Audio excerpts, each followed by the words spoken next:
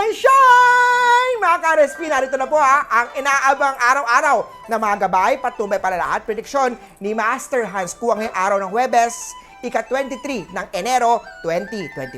Simulan na natin! Unahin natin ang mga pinanganak ng Year of the Rat. Kung ikaw ay isang boss, bigyan mo ng promotion ang mga deserving at alisin na sa workplace ang wala naman na ibibigay. Never forget the values of your workers. Yellow at 6 ang swerte kay Year of the Rat.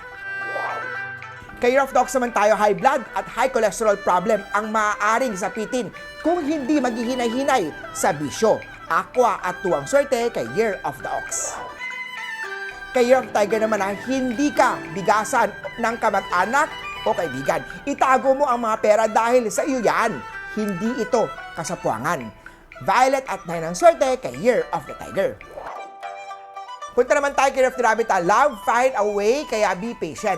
Mag-ingat dahil may chance na it might be the wrong or incompatible person.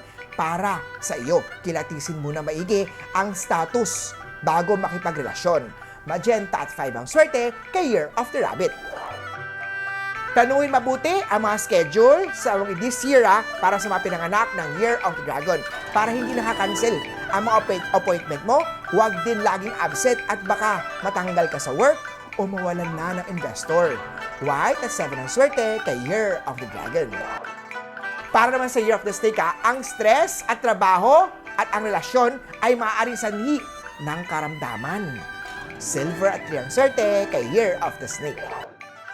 Ito naman kay Year of the Horsey, learn to say no sa mga umuutang sa'yo. Learn to say no sa mga luho at mga hindi naman importanteng bilhin. Pink at 5 ang swerte kay Year of the Horsey. Ang mga Year of the Goat naman, kung gusto mong kitain ang dream na salary mo per cut-off, maging matyaga at magsumikap. Huwag masilaw sina-advertise na sweldo. Purple at 9 ang swerte kay Year of the Goat.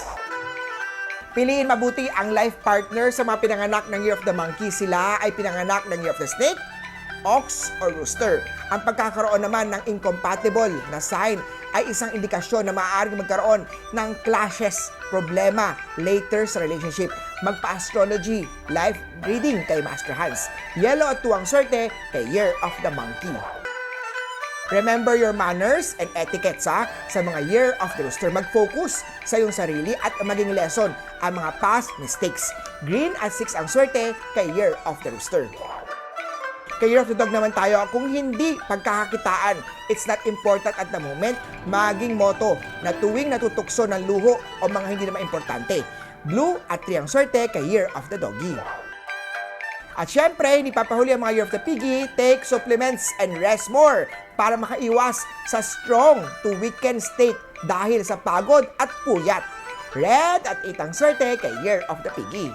Muli po, ito po yung mga gabay, patnumbay, palala at prediction lamang ni Master Hans Kua. Nasa inyong mga kamay na asalalay ang inyong tagumpay. Kaya always be positive at i-claim ang mga swerte, mga ka-RSP.